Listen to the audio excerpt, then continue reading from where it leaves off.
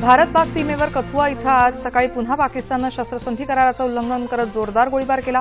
या गोळीबारात सीमा सुरक्षा दलाचा जवान गंभीर जखमी।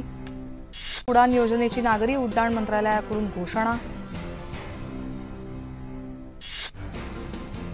सकाळच्या सत्रात मुंबई शेअर बाजाराच्या निर्देशांकात घसरण। रिलायन्स इंडस्ट्रीजच्या दुसऱ्या तिमाहीच्या नफ्यात घट झाल्याचा गुंतवणुकीवर थेट परिणाम।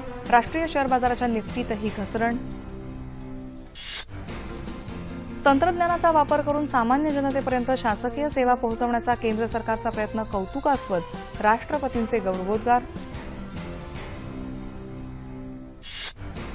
सार्क देशांमध्ये आर्थिक समृद्धी आणण्यासाठी दहशतवाद मुक्त वातावरण गरजेचं, भारतानं पाकिस्तानला सुनावलं।